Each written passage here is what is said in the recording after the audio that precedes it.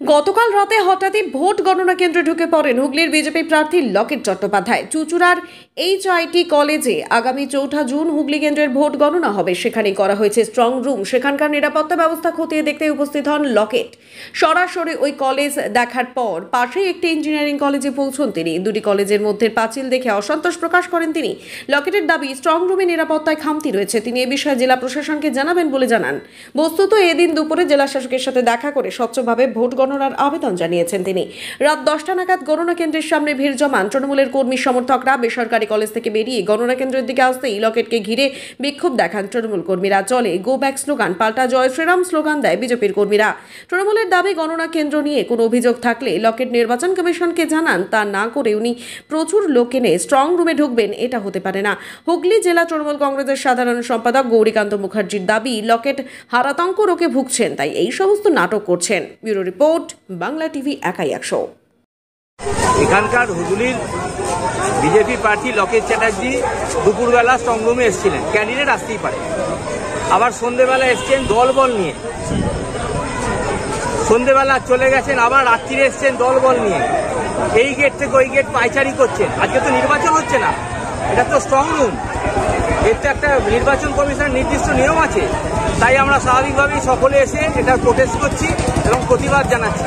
উনি ভাবছেন নির্বাচনে যেমন নাটক করেছেন, স্ট্রং রুমে নাটক করে উনি নির্বাচনে বৈতরণী পার হবেন, এটা তো হবে না। এটা চুঁচুড়া শহর, এখানে এসব চলে না। উনি একটা গিমিক তৈরি করতে চাইছেন, কিন্তু এটা চলবে না।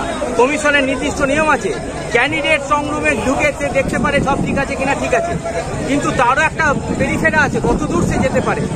সে দলবল নিয়ে ছেলে নিয়ে ঢুকে যাচ্ছে, এইটারই আমরা প্রোটেস্ট করছি এবং এই জন্যই আমরা আজকে প্রতিবাদে এখানে সামিল হয়েছি। সিসি ক্যামেরা রয়েছে, কেন্দ্রীয় বাহিনী রয়েছে, পুলিশ রয়েছে, নিরাপত্তার এত বেষ্টনী রয়েছে। উনি আশঙ্কা করছেন ইভিএম নাকি চেঞ্জ হয়ে যেতে পারে, বদল হয়ে যেতে পারে। উনি আশঙ্কা করলে তার জায়গা আছে সেটা জানানো। উনি এরকম দলবল নিয়ে তো স্ট্রং রুমে ঢুকতে পারেন না, এই জায়গাটাতেই তো আমাদের প্রতিবাদ। আশঙ্কা উনি করছেন, উনি জানান, নির্বাচন কমিশন আছে সেখানে জানাবেন, ক্যান্ডিডেট জানাতেই পারে, কিন্তু উনি দলবল নিয়ে স্ট্রং রুমে ঢুকে যাচ্ছেন কেন, এইটারই আমরা প্রতিবাদ করছি। আইপ্যাকের লোকজন নাকি এসে রয়েছে অনেকদিন ধরে, এগুলো তো ওনার একটা একদম ফালতু অভিযোগ। স্ট্রং রুমে আবার কোথা থেকে কে আসবে? নির্দিষ্ট রেজিস্টার মেনটেন হচ্ছে, কোন দলের কে প্রতিনিধি এখানে ওয়াচার হিসেবে আছে তার তো নির্দিষ্ট রেজিস্টার মেনটেন হচ্ছে। তার জন্য তো পাস দিয়েছে, তাদের অথরাইজ পাস দিয়েছে।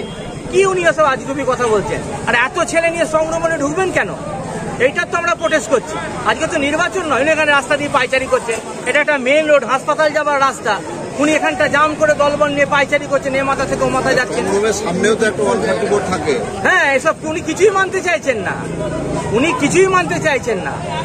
উনি ভাবছেন আজকে নির্বাচন হচ্ছে, এটা বোধহয় বুথ, এটা যে স্ট্রং রুম এটা বুথ না, এটাই উনি বোধ শক্তি হারিয়ে ফেলেছেন। উনি বলছে যে সিসিটিভি ক্যামেরা লাগানো নেই, তার জন্য তো নির্বাচন কমিশনে ওনাকে তো আপত্তি করতে হবে, ওনাকে তো কমপ্লেন করতে হবে। তার মধ্যে 200 ছেলে নিয়ে উনি তো স্ট্রং রুমে ঢুকতে পারেন না, এই জায়গাটাতেই তো আমরা প্রতিবাদ করছি। উনি আপত্তি করুন না, যেখানে করার নির্বাচন কমিশন আছে সেখানে আপত্তি করবেন। কি কোনো সম্ভাবনা আছে নাকি? কোনো সম্ভাবনাই নেই। উনি এখন হেরে যাবার ভয়ে, বিজেপি এখন হারাতঙ্ক রোগে ভুগছে। কুকুর কামড়ালে জলাতঙ্ক হয়, ওদের এখন মানুষের রায় বিরুদ্ধে চলে গেছে, জানতে পেরে গেছে, এখন হারাতঙ্ক রোগে ভুগছে। দেখা গেল লকেট চট্টোপাধ্যায়কে নিয়ে গো ব্যাক স্লোগানও আপনাদের কর্মীরা দিল, কি বলবেন? কি বলবো, এটা ক্ষোভের বহিঃপ্রকাশ।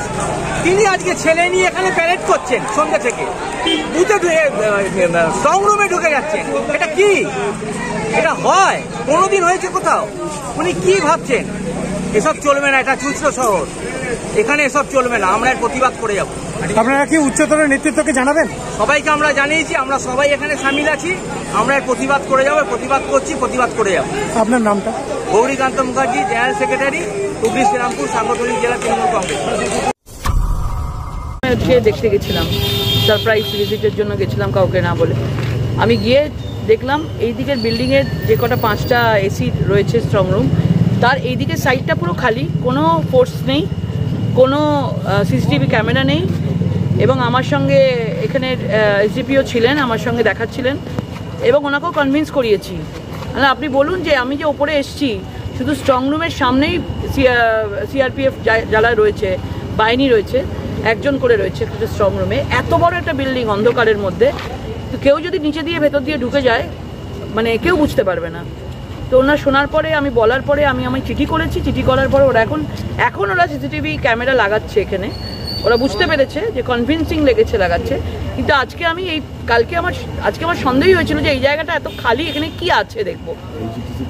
এই কলেজ আছে, এটা এখানে ইঞ্জিনিয়ারিং কলেজ, এখানে ভেতর দিয়ে ঢুকে দেখলাম পুরোপুরিভাবে অ্যাক্সেস আছে ভেতরের সাথে, মানে একটুখানি হাইটের 5 ফুটের পাঁচিল আছে, অনায়াসে ওপরে যাওয়া যায়, সেখানে বাঁশ ফাঁস দেওয়া আছে যদি ওপরে টপকানো যায়, এবং সেইখানে কোনো রকমভাবে কোনো ফোর্স নেই, এবং এইটা একটা ভেতর দিয়ে রাস্তা দিয়ে চলে গেছে, গিয়ে বাইরে দিয়ে বেরিয়ে গেছে, মানে এখানে মেন রোডে বেরোতেই হবে না, কোনো ক্যামেরা নেই, কোনো ফোর্স নেই, কিচ্ছু নেই, ভীষণ ক্যাজুয়াল। সেই জন্য আপনাদেরকে সকলকে বলবো, আমরা নিজেরা এসিপি এসছেন, আমি কথা বলবো, যদি এটা না ঠিক করে ওরা, তাহলে কিন্তু সারা রাত বলুন 4 তারিখ অবধি এখানেই আমরা বসে থাকবো। তাহলে কি আপনি বলছেন যে যেখানে স্ট্রং রুম করা হয়েছে স্ট্রং রুম সুরক্ষিত নয়? স্ট্রং রুমের বাইরেটাই রয়েছে, কিন্তু স্ট্রং রুমের আশেপাশের জায়গাগুলো একদমই সুরক্ষিত নয়, ভীষণভাবে ওরা খোলামেলা করে রেখেছে, অ্যাক্সেস পুরোভাবেই রেখে দিয়েছে, পুরো কাভার্ড করেনি, পুরো আনকাভার্ড আছে পুরো জিনিসটা। এই আনকাভার্ডগুলোকে কাভার্ড করতে হবে, ইমিডিয়েটলি আজকে রাতের মধ্যে কাভার্ড করতে হবে।